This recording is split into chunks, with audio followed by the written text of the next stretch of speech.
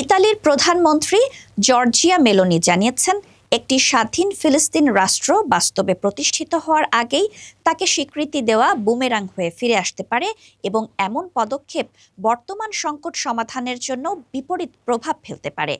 আমি ফিলিস্তিন রাষ্ট্র গঠনের পক্ষে, তবে সেটি প্রতিষ্ঠার আগেই স্বীকৃতি দেওয়ার বিপক্ষে। শুক্রবার ইতালির দৈনিক লা রিপাবলিকাকে দেওয়া এক সাক্ষাৎকারে বলেন মেলোনি। তিনি আরও বলেন, যদি এমন কিছু কাগজে কলমে স্বীকৃতি দেওয়া হয় যা বাস্তবে এখনও নেই, তাহলে সমস্যাটি মিটে গেছে বলে ভুল বার্তা ছড়াতে পারে।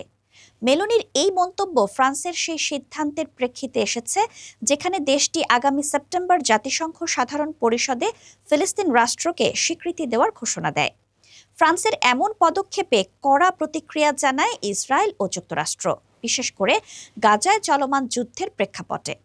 এদিকে শুক্রবার ইতালির পররাষ্ট্রমন্ত্রী বলেন, ফিলিস্তিন রাষ্ট্রকে স্বীকৃতি তখনই দেওয়া উচিত যখন সেই রাষ্ট্র ইসরায়েলকেও আনুষ্ঠানিকভাবে স্বীকৃতি দেবে। জার্মানির পক্ষ থেকেও এক সরকারি মুখপাত্র জানিয়েছেন, তারা অদূর ভবিষ্যতে ফিলিস্তিনকে স্বীকৃতি দেওয়ার কোনো পরিকল্পনা করছেন না। তার ভাষায়, আমাদের এখনকার অগ্রাধিকার হলো বহু প্রতীক্ষিত দুই রাষ্ট্র সমাধানে এগিয়ে নেওয়া।